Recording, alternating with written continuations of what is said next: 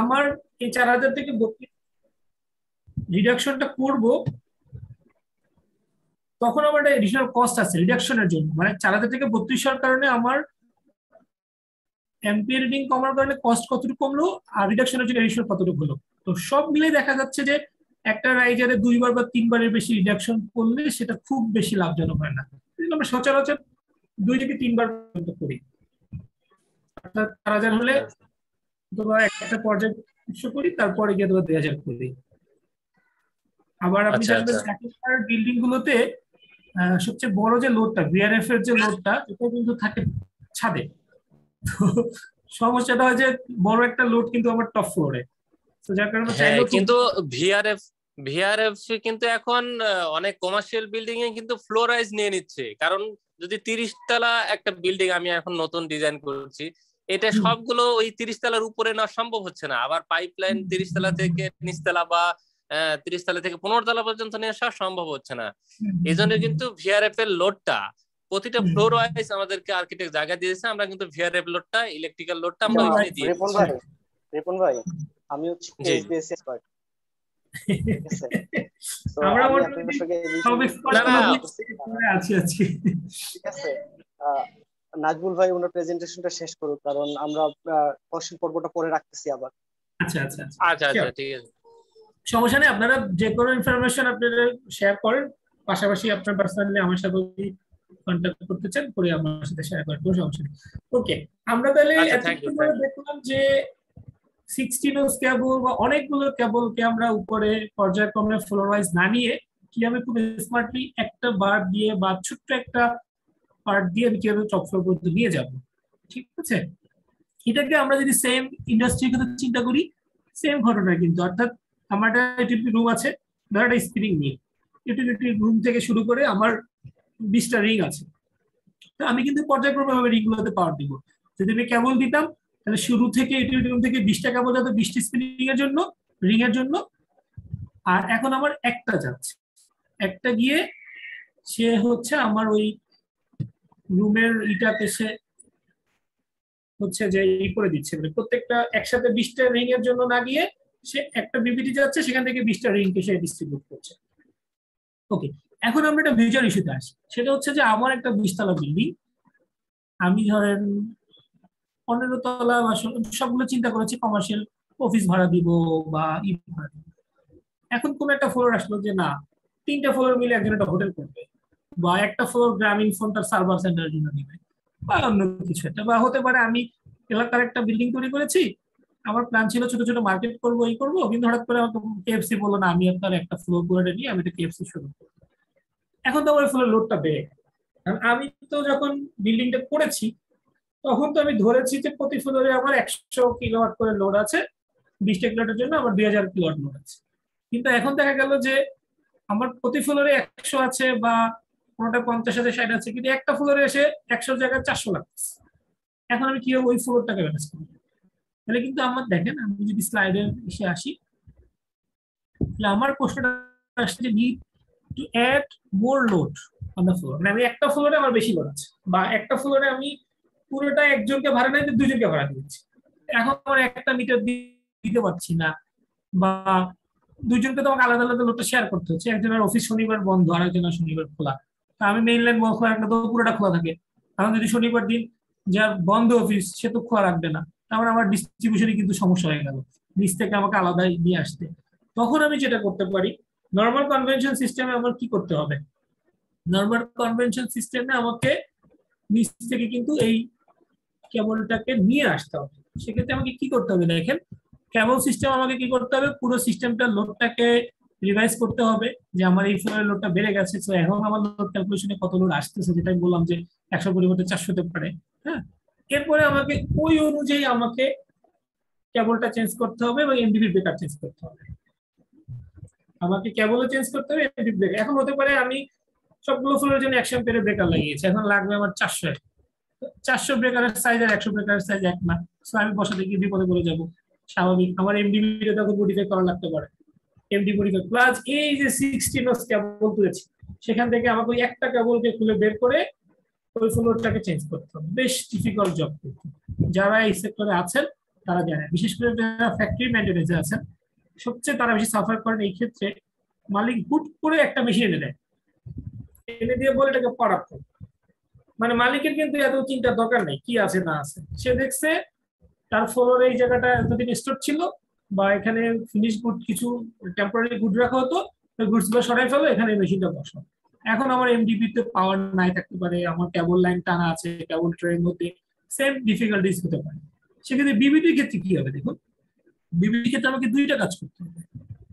First হচ্ছে আমাকে load calculation করতে হবে যে আমার এই যে লোডটা বাড়ছে সেই লোডটা দেওয়ার ক্যাপাসিটি আমার বিবিটিতে আছে কিনা। সাধারণত কিছু টলারেন্স সবসময় সবাই রাখে, যেমন বিল্ডিং করতে যাইবে তখন সেই হিসাবটা ওভারঅল দেখলো। কারণ যেহেতু আমার সিঙ্গেল লাইন, প্রত্যেকটা কেবল আলাদা না, তার মানে আমার যদি এখন কোনো একটা ফ্লোরে 100 লাগার কথা ছিল 50 লাগে, কোনো ফ্লোরে 100 জায়গায় 150 লাগে, আমার কোনো সমস্যা নেই, আমার মূল লাইন কিন্তু ঠিক আছে।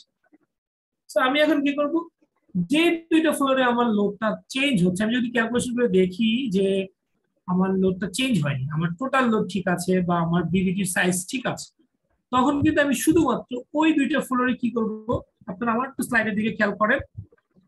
আমি যে 15 আর 16 দুইটা ফ্লোরের কথা বলছি যেখানে আমার ঝামেলা নতুন লোড আসছে, আমি সেখানে জাস্ট দুটো ট্যাপ অফ বক্স সেট করেছি। বুঝতে পেরেছেন সবাই? আমি জাস্ট দুটো ট্যাপ অফ বক্স সেট করেছি এবং বিবিটিতে আমরা নরমালি প্রতি ফ্লোরে একটা করে প্রভিশন রাখি যেন ফিউচার লোড আসে অ্যাড করতে। আমি ওখানে দুটো ট্যাপ অফ বক্স সেট করে দিলাম, হয়ে গেল। খুব সিম্পল, জাস্ট আমি লোড ক্যালকুলেশন করেছি, আমার বিবিটি ক্যাপাসিটি আছে কিনা, বিবিটি ক্যাপাসিটি আছে, দ্যাটস গুড। আমি কি করলাম, আমি আমার দুইটা ট্যাপ অফ বক্সকে ওখানে অ্যাড করে দিলাম, আমার দুইটা ফ্লোরের লোডটা কিন্তু আলাদা চলে গেল। খুবই ইজি ওয়েতে কিন্তু আমরা এই ডিস্ট্রিবিউশনটা করতে, আমি এতদিন যে ডিস্ট্রিবিউশনটা করেছি সেটার সাথে ডিফারেন্সটা কিন্তু এখানে। এটা যদি আমি টেলিফোন বলি, এটা আমার টেলিফোনকে আমি চাইলে হাতে রাখতে পারতাম না, মোবাইলের পকেট নিয়ে হাঁটতেছি, জাস্ট সিম্পল। এই জন্য এটাকে আমি স্মার্ট ডিস্ট্রিবিউশন বলেছি। স্মার্ট ডিস্ট্রিবিউশনটা আমি কেন বলেছি, এক হচ্ছে এটা ফ্লেক্সিবল, আমি চাইলে এটাকে আমি প্লাস মাইনাস করতে পারছি। স্মার্ট ডিস্ট্রিবিউশন বলেছি আমার স্পেস কমে গেছে, আমার মেইনটেনেন্সের ঝামেলা কমে গেছে, আমার হ্যাজার্ড কমে গেছে, যার কারণে আমি স্মার্ট বলেছি। আমি বলছি না আগের সিস্টেমটা কোনো ফল্ট আছে, ফল্ট আমি ঠিক বলবো না, আগের সিস্টেমটা ডিফিকাল্ট ছিল, এখন ডে বাই ডে আপডেট হচ্ছে দেখে আমি আপডেট সিস্টেমটাতে আমি যাচ্ছি। আমরা এখানে কিছু বিবিটির অ্যাপ্লিকেশন দেখছি, আপনারা যদি ডিসপ্লের দিকে একটু খেয়াল করেন দেখবেন। প্রথমে এখানে দেখেন কিছু প্যানেল রুম থেকে কিভাবে বিবিটি বের হচ্ছে তার কিছু সিম্বল এখানে দেয়া আছে। একসাথে দেখেন এখানে 3টা 6টা পর্যন্ত বিবিটি এক লাইনে চলে গেছে। সাধারণত এইসব বিবিটি গুলোর সাইজ 5000 অ্যাম্পিয়ার, যদি আমি ধরি তার মানে 30,000 অ্যাম্পিয়ার বিবিটি কতটুকু একটা জায়গার ভিতরে চলে গেছে। পাশাপাশি আমার এখানে জেনারেটর থেকে কিভাবে কানেকশন পাবে, ট্রান্সফরমার থেকে কিভাবে কানেকশন পাবে, কিভাবে আমি আউটডোরে ওপেন স্পেসে নিতে পারবি, তারও কিছু ভিউ এখানে আছে। এটা জাস্ট শেয়ারিং। আপনারা যে কোনো একটা ফ্যাক্টরি যেখানে বাসবার ট্যাঙ্কিং করা আছে সেখানে গেলে কিন্তু এই জিনিসটা আপনারা ইজিলি বুঝতে পারবেন যে তারা ট্রান্সফরমার থেকে কিভাবে নিয়েছে, জেনারেটর থেকে কানেকশন নিয়েছে এবং কিভাবে ডিস্ট্রিবিউশন করেছে। গুলশানে যে হাইরাইজ বিল্ডিং গুলো আছে, অধিকাংশ হাইরাইজ বিল্ডিং গুলো নতুন যেগুলো হয়েছে সবাই বাসবার ট্যাঙ্কিং সিস্টেম ইউজ করে। মতিঝিলের বড় হাইরাইজ বিল্ডিং গুলো বাসবার ট্যাঙ্কিং সিস্টেম ইউজ করেছে। এখন সবগুলো ব্যাংকে হেড অফিস বাসবার ট্যাঙ্কিং সিস্টেম করা আছে। আমরা বেশ কিছু প্রজেক্টে কাজ করেছি বিভিন্ন ব্যাংকে হেড অফিস। সব এগুলোতে গেলে খুব সহজেই আজকে আমি যে ডিসকাশনটা করলাম এটা প্র্যাকটিক্যাল ভিউটা আপনি পেয়ে যাবেন, বা আপনার যদি আমার সাথে যোগাযোগ করেন আমি আপনাকে এই প্রজেক্টে যাওয়ার জন্য সুযোগ করে দিতে পারবো, কোনো সমস্যা নেই। বিষয় থাকে অনেক সিকিউরিটি ইস্যু থাকে, এটা আমি আপনাকে করে দিব। আপনি যে কোনো একটা প্রজেক্ট বললে আপনি এই আজকে আমার যে স্মার্ট যে বলার কারণ সেই পার্থক্যটা আপনি ধরতে পারবেন। এখানে কিভাবে বাইক থেকে গিয়েছে সেটা দেখানো হচ্ছে। বিবিটি কিন্তু 68 হয়, সো আমি চাইলে এটাকে আউটডোরে স্থাপন করতে পারবো, মানে ফুল ওয়াটার প্রুফ ভাবে আমি এটাকে দিতে পারবো। তার কিছু ফুল এখানে দেখানো আছে, দেখেন একদম ওপেন স্পেসে ফেলে রাখা হচ্ছে।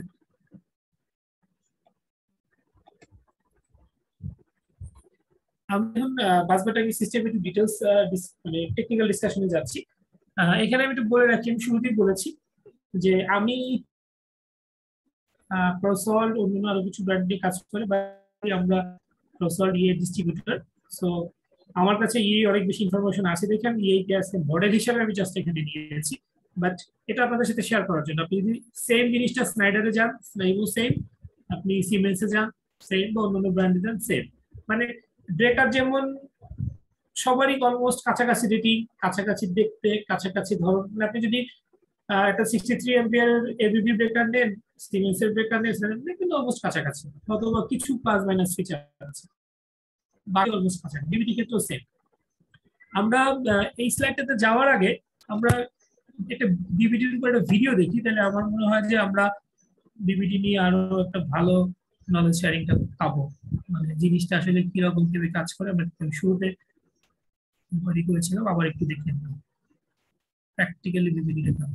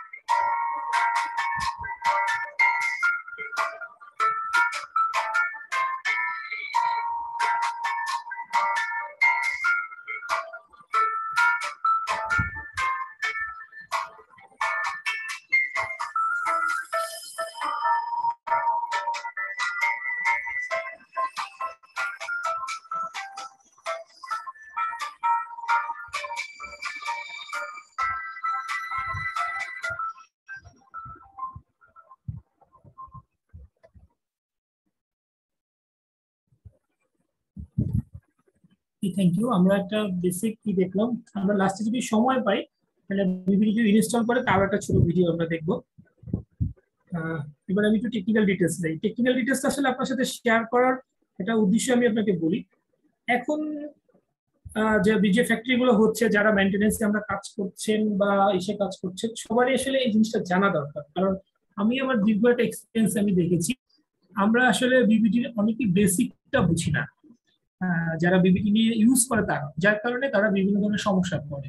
লাইক আপনি যদি একটা ব্রেকারের রিপোজিশন করেন, যে আমার একটা ব্রেকার লাগবে, আপনি হয়তো মেইনটেনেন্সের ম্যানেজার, আপনাকে কিন্তু ব্রেকার স্পেশাল বলতে হবে যে আমার এত এম্পিয়ারের ব্রেকার, এটা কি অ্যাডজাস্টেবল না ফিক্স, এটা আমাকে বলতে হবে। অনেক সময় মডেল বলতে হয় আমার, যদি আপনার এক্সিস্টিং রিপ্লেস করেন কোনো ইসে।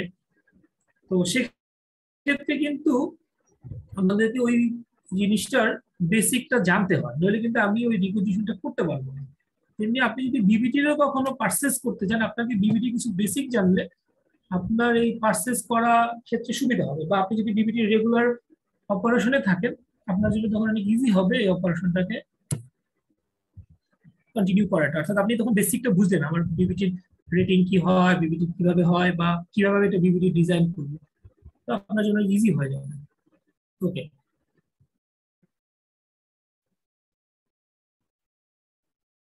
তো আমরা ক্রসওয়াল পাওয়ার ইএ ব্র্যান্ড দিয়ে কাজ করছি। ইএ বিবিটি যদি বলি, বা যে কোনো ব্র্যান্ডের বিবিটি, বেসিক্যালি বিবিটিটা শুরু হয় 25 এম্পিয়ার থেকে, এবং এর ম্যাক্সিমাম রেটিং হয় হচ্ছে 6300।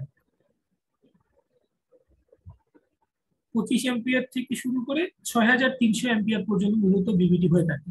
এটা অনেক ব্র্যান্ডের যেটা হয় যে হয়তো বা 6000 পর্যন্ত হয় না, 5000 পর্যন্ত হয়, অনেক কাছে 25 হয় না, 32 থেকে শুরু হয়। বাট অলমোস্ট কাছাকাছি, আমি শুরুই বলেছি যে এই জিনিসগুলো যত ব্র্যান্ড আছে সবারই অলমোস্ট কাছাকাছি। আর আমি যে ব্র্যান্ডে নিয়ে কাজ করছি, এটা ফ্যাক্টরি হচ্ছে ইস্তাম্বুল, টার্কিতে। এবং এই বিবিটির ভিতরে যে কন্ডাক্টর থাকে, ম্যাটেরিয়ালস থাকে, এটা বেসিক্যালি দুইটা জিনিস হয়, একটা হচ্ছে কপার এবং আরেকটা হয় অ্যালুমিনিয়াম। দুটো জিনিসই বেসিক্যালি ইউজ হয়। তো আমরা সবাই জানি কপারের কন্ডাক্টিভিটি ভালো, কপার লেস স্পেস, এগুলো সবাই জানি। বাট আমরা এটাও জানি কপারের প্রাইস অ্যালুমিনিয়ামের তুলনায় অনেক হাই। আপনি যদি কপারের রানিং মার্কেট এলইডি দেখেন, তো সেক্ষেত্রে দেখবেন যে কপার যেখানে আমার $3000 পার টন আছে প্রায়, সেখানে কিন্তু অ্যালুমিনিয়ামে সেখানে কিন্তু কপার প্রায় 9-10 হাজার, 3 গুণ প্রায়। তো সেক্ষেত্রে কপারের চেয়ে অ্যালুমিনিয়াম বিবিডিটা বেশি জনপ্রিয় হচ্ছে। আর এখন কেবলও অ্যালুমিনিয়াম পাওয়া যায়, কিন্তু কেবলের চেয়ে বিবিটি অ্যালুমিনিয়াম ইউজ করলে সুবিধাটা হচ্ছে বিবিটি যেহেতু বেন্ড হয় না, ফ্লাগ চাইলেই আপনি কেবলের মতো নাড়াচাড়া করছেন না, ফিক্স থাকছে, যে কোনো অ্যালুমিনিয়াম হলে কোনো সমস্যা হচ্ছে না। আর কেবলের ক্ষেত্রে হয়তো বা সামান্য একটু সাইজের বড় হয়, বাট ওইটা আসলে খুব বেশি ইফেক্ট করে না অ্যাজ পার প্রাইস। তো সেক্ষেত্রে কপার এবং অ্যালুমিনিয়াম সব ব্র্যান্ডেরই দুইটাই হয়, বাট সাধারণত আমাদের দেশের কাস্টমাররা হচ্ছে অ্যালুমিনিয়ামটা বেশি ইউজ করে। কিছু যাদের ফিনান্সিয়াল পজিশন ভালো তারা হয়তো বা কপারটা পারচেজ করছে।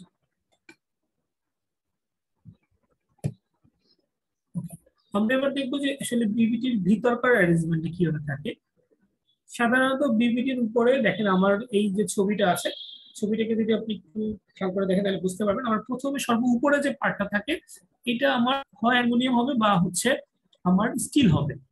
সাধারণত ছোট রেঞ্জের গুলোর ক্ষেত্রে স্টিল হয়, বড় রেঞ্জ গুলোর ক্ষেত্রে অ্যালুমিনিয়াম হয়। আবার বিভিন্ন কোম্পানি ওয়াইজ ভেরি করে। আমরা যে বিবিটিটা করি, আমাদের বড় পাওয়ার বিবিটিটা হচ্ছে অ্যালুমিনিয়াম হয়, আর ছোট রেঞ্জটা হচ্ছে কপার হয়। এর কিছু কারণ আছে, কারণ আমরা বডিটাকে মূলত আর্থিং হিসেবে ইউজ করি। তো হচ্ছে আপনাকে 50% আর্থিং থাকতে হবে। তো সাধারণত এক বডিটা থেকে যদি আপনার 5000 এমপিআর বিবিটি হয়, ওর আর্থিং আপনাকে 25 এমপিআর পাস করতে হবে। যেহেতু স্টিলের চেয়ে অ্যালুমিনিয়ামের কারেন্ট কানেক্টিভিটি বেশি, এই জন্য আবার মূলত অ্যালুমিনিয়াম ইউজ করা হয় এই হিসাবে। তো প্রথমে আমার ফার্স্ট পার্টটা হচ্ছে আমার বডিটা হচ্ছে অ্যালুমিনিয়াম বা স্টিল, যেটাকে আমরা টাচ করতে পারবো। ভিতরে আমার রানিং থাকলে আমি টাচ করতে পারবো, ওর আর্থিং হিসেবে থাকে। যদি কোনো কারণে এখানে লিকেজ কার্ড আসেও ওর সাথে সাথে টাচ করবে না। সেকেন্ড থিং, আবার আসে ফার্স্টের পাশে ইনসুলেশন। এই ইনসুলেশনটা দুইভাবে হয়। কিছু কিছু ব্র্যান্ডের হয় এপক্সি কোটেড হয়, রং করি না, সেম এটা এপক্সি হচ্ছে পেইন্ট, মানে উপরে এটা পেইন্টিং করে দেওয়া হয়, যার পেইন্টিংটার কারণে এটা ইনসুলেশন মানে এটা কানেক্টিভিটি পাস করে না। আর একটা জিনিস হয় হচ্ছে পলিস্টার, একটা মাইলার বলে একটা ইয়ে আছে, মানে এটা এক ধরনের পলিস্টার। কিন্তু আপনি দেখবেন জেনারেটর অয়েল টয়েল পেঁচানোর জন্য এক ধরনের ইনসুলেশন ম্যাটেরিয়ালস ইউজ করা হয়, যেটা আমার বডিতে টাচ না লাগে, এরকম একটা ব্যাপার পলিস্টার ফিল। সাধারণত বিবিটির ক্ষেত্রে এই এবং মাইলেজ দুইটা জিনিসই বেশি ইউজ করে। বিভিন্ন ব্র্যান্ডেরটা যদি আপনি কনসিডার করেন, এটা আমি একটা ব্র্যান্ডের কথা বলছি, বাট আপনি যদি বিভিন্ন নেক্সটে যখন আপনি অন্য ব্র্যান্ডের সাথে কাজ করবেন, আপনি জাস্ট এই জিনিসের কম্পারিজনটা ধরে নেবেন, তাই যে আমার নাজুক ভাই বলছিল এটা স্টিল হয়, এটা তো অ্যালুমিনিয়াম, অ্যালুমিনিয়াম বলছিল এটা স্টিল, এটা কি? বা এই যে বললাম যে এপক্সি হয় এবং পলিস্টার দুইটা হয়, কোনো ব্র্যান্ড একটা দেয়। যেমন আমাদের এই বিবিটিটা ইএই বিবিটির ক্ষেত্রে দুইটা ইনসুলেশন ইউজ করে। প্রথমে মানে কন্ডাক্টরের গায়ে থাকে করা, এর উপরে আবার পলিস্টার ফিল্ম দেয়। আবার কোনো কোনো ব্র্যান্ড একটাই করে, ইপক্সিটা দেয় না, শুধু পলিস্টার ফিল্ম দেয়। আমার কথা শুনতে কি কোনো নেটওয়ার্কের প্রবলেম করছে? আমি ঠিক জি স্যার, হালকা হালকা কেটে কেটে আসছে। সেক্ষেত্রে আপনার সরি, আপনার কথাটা হালকা হালকা কেটে কেটে আসতেছে, ক্লিয়ার আসতেছে না। কোনো কারণে আমার এখানে আসলে নেটওয়ার্কে একটু ঝামেলা করতে পারে। হ্যাঁ, নেটওয়ার্ক প্রবলেম আছে। তো নাজমুল ভাই আপনি কন্টিনিউ করুন। তো আমার এখানে দুইটা পার্ট থাকছে ইনক্লুশনে, একটা হচ্ছে পলিস্টার ফিল্ম আর একটা হচ্ছে এপক্সি কোটেড। কোনো কোনো ব্র্যান্ড দুইটা দেয়, কোনো কোনো ব্র্যান্ড একটা দেয়। এরপরে হচ্ছে আমার কন্ডাক্টর, অর্থাৎ যেটা আমার অ্যালুমিনিয়াম হতে পারে, আমার কপার হতে পারে। সাধারণত প্রত্যেকের ভালো ব্র্যান্ড যেটা করে, অ্যালুমিনিয়ামের উপরে একটা টিন প্লেটিং করে দেয় বা সিলভার প্লেটিং করে দেয়। অর্থাৎ এর কারণে হচ্ছে অ্যালুমিনিয়ামটা যেহেতু একটু সফট মেটাল বা কপারের ডিরেক্টলি মেটালটা যেন না হয়, কন্ডাক্টিভিটি বাড়ানোর জন্য এর উপরে টিন প্লেটিং করা থাকে। তাহলে আপনি যদি পুরো বিবিটি প্রসেসটা দেখেন, আপনি দেখবেন ফার্স্ট হচ্ছে আমার কন্ডাক্টর, সেটা অ্যালুমিনিয়াম হতে পারে, কপার হতে পারে, যেটা আমরা কেবল ইউজ করি। তার উপরে টিন প্লেটেড করা থাকে ইলেকট্রোপ্লেটিং, ইনসুলেশনের উপরে আমার কভার। এই সিম্পল জিনিসটা হচ্ছে বিবিটির ম্যানুফ্যাকচার। সো কেবলের সাথে কিন্তু মেজর ডিফারেন্স তৈরি করতে গিয়ে, মানে অনেক জিনিস লাগতেছে, অনেক প্রযুক্তি, অনেক সেন্সর, ব্যাপারটা কিন্তু তা না। খুব সামান্য জিনিসের অ্যারেঞ্জমেন্টের কারণে এটা কিন্তু স্মার্ট হয়ে গেছে। মানে আপনি যদি ম্যানুফ্যাকচারিং পয়েন্ট অফ ভিউ থেকে যদি দেখেন খুব মেজর ডিফারেন্স নেই, কিন্তু কিছু অ্যারেঞ্জমেন্ট চেঞ্জের কারণে এটা কিন্তু স্মার্টলি মানে এটাকে আমরা নিয়ে আসতে পেরেছি কপারের কেবলের তুলনায়। আমি এখানে কিছু মডেলের কথা বলছি, যেমন প্রত্যেকটা ব্র্যান্ডেরই ক্ষেত্রেই মানে আপনি সিম্পল একটা এক্সাম্পল দিলে বুঝবেন। ধরুন আপনি চিটাগাঙে যাবেন, চিটাং শহরে যাবেন, আপনি কিভাবে যাবেন? ধরেন আমার বাসা বাটাতে, আমি চিটাং শহরে যাবো, আমি হয়তো বাসা থেকে বেরোটা রিক্সা নিয়ে মেন রোডে যাবো, মেন রোডে গিয়ে আমি ডাইরেক্ট পরিবহনে উঠবো, বা আমি মেন রোড থেকে বাসে উঠে সায়দাবাদে যাব বা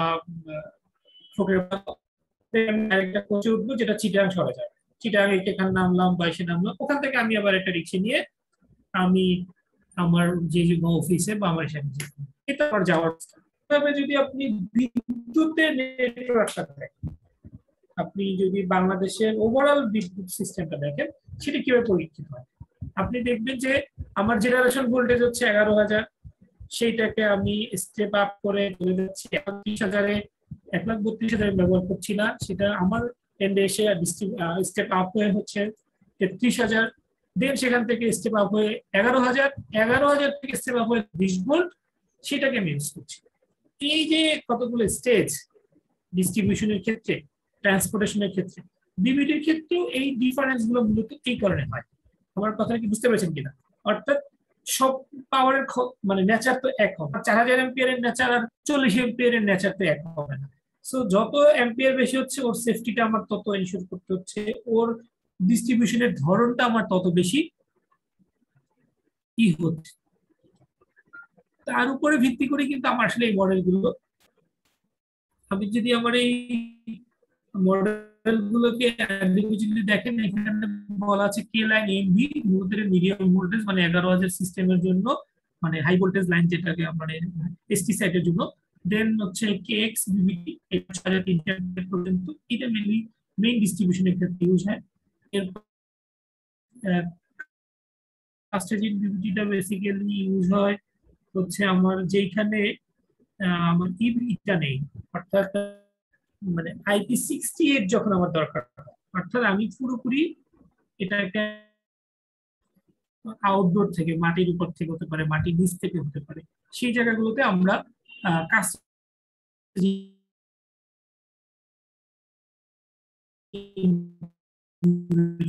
এটা হচ্ছে ডিস্ট্রিবিউশনের ক্ষেত্রে যখন ছোট রেঞ্জে হয়, তো গার্মেন্টস গুলোর ক্ষেত্রে এই রেঞ্জটাকে ইউজ করা হয় 800 এম্পিয়ার পর্যন্ত।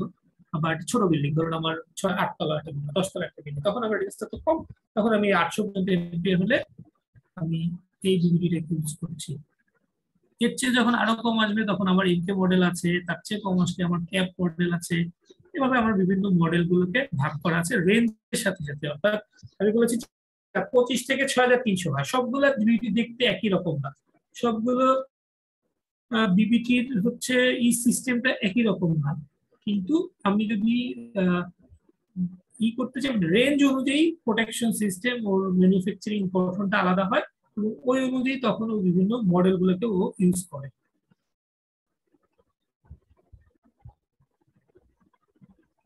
আমি নেটওয়ার্কটা নিয়ে একটু ঝামেলায় আছি মনে হচ্ছে। না এখন মোটামুটি ঠিক আছে, আপনি কন্টিনিউ করেন। এমনি কি আপনাদের শুনতে বেশি সমস্যা হচ্ছে? না না, অতটা প্রবলেম হচ্ছে না, আপনি কন্টিনিউ করেন। আমার এখানে ওয়াইফাই বারবার দেখাচ্ছে নাই চলে যাচ্ছে এরকম, যার কারণে কি করতে ওকে। দেন আমি একটু ইসে যাচ্ছি, এখানে আমার একটা শর্টের ছবি দেখেন, ছবিটা দেখে দিতে পারবেন না আমার কোন জায়গা থেকে আমি কোন টাইপের বিবিটি গুলোকে ইউজ করছি। অর্থাৎ আমার ট্রান্সফরমার থেকে একটা বিবিটি যাচ্ছে, সেখানে একটা মডেল যেটাকে আমরা কেএক্স বলছি, অর্থাৎ যেটা বেশি পাওয়ার মডেল, দেন এলটি থেকে যেটা যাচ্ছে ভিতরে ছোট ছোট ডিস্ট্রিবিউশনের ক্ষেত্রে আমার কে ও মডেলটা। এটা জিনিস আমি বলি, এখানে আমি ইএই মডেল বলেছি, আপনি যদি স্লাইডারে যান ওরও কিন্তু সেম হবে। যেমন আমার কেএক্সটাকে ওরা বলে কেটি, আমি যেহেতু মানে এর আগে স্নাইডার নিয়ে কাজ করেছি, আমি গ্রাজুয়েট নিয়ে কাজ করেছি, আমি সিমেন্স নিয়ে কাজ করেছি, জুপিরি নিয়ে কাজ করেছি, যেহেতু আমি অনেকগুলো মাল্টি ব্র্যান্ড নিয়ে কাজ করেছি, তো আমার সবগুলোরই একটা মডেল বা অন্যান্য জিনিস আমার মনে আছে। আমি বলছি যে জাস্ট নামের পার্থক্য, বাট নেচারের কিন্তু পার্থক্য নাই। হ্যাঁ, মানে হলে আমার যেটা এই যে ব্র্যান্ডটাকে যেটাকে কেএক্স মডেল বলে, সেম জিনিসটাকে স্নাইডার বলে কেটি মডেল। হ্যাঁ, আবার কিউ মডেল বলে, স্নাইডারকে বলে কেএসএ মডেল। হ্যাঁ, তো আপনি যদি যদি হয় আপনার ফ্যাক্টরিটা স্নাইডারের, কোনো সমস্যা নেই, আপনি কিন্তু জাস্ট আমার এই কথাগুলোর সাথে ওখানে জাস্ট নামের পার্থক্য বা যে আপনাকে স্নাইডারটা দিচ্ছে তার কাছ থেকে জেনে নেন যে আপনার এই 4-5টা স্ল্যাব আছে, এগুলো কি কি, কোনটা কোন রেঞ্জের। তাইলে কিন্তু আপনি হচ্ছে পেয়ে যাবেন যে আসলে মানে কোন রেঞ্জের জন্য আমার এই বিবিটিটা ইউজ করছে।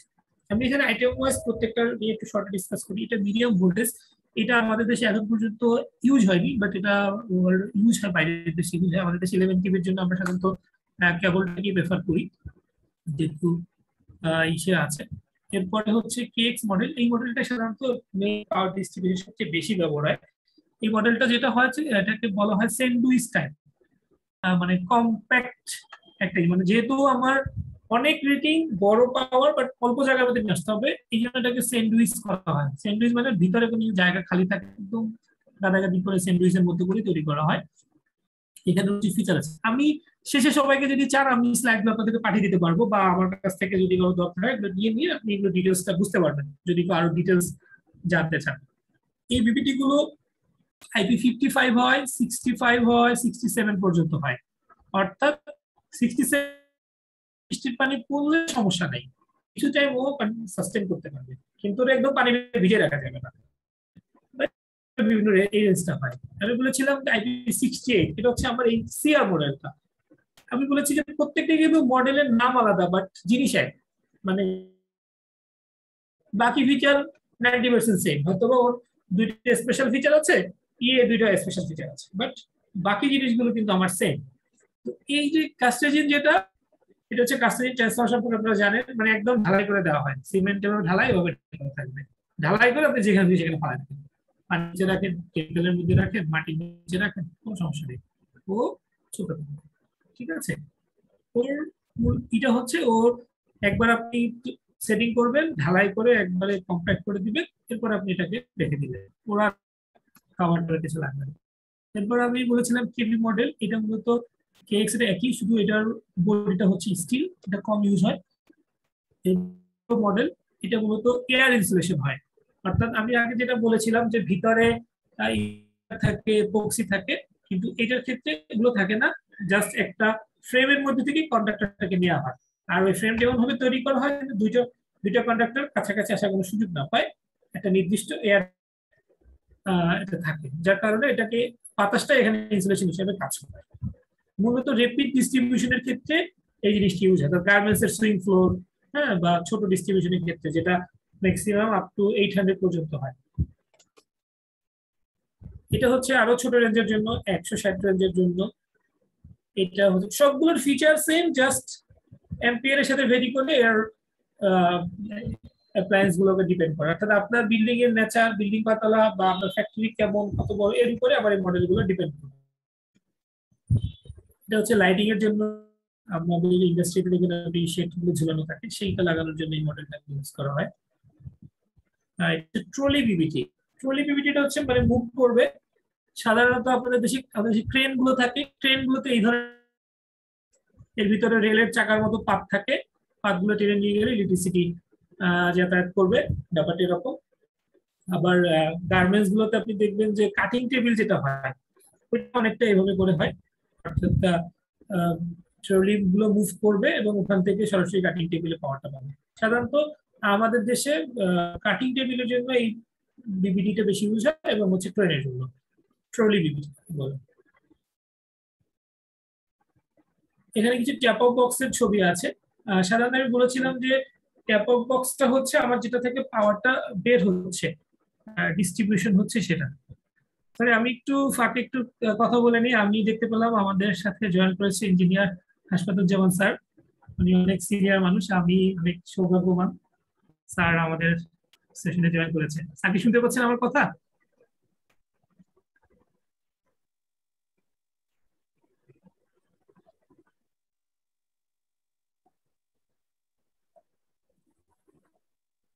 নাজমুল ভাই, স্যার মনে হয় ব্যস্ত আছেন।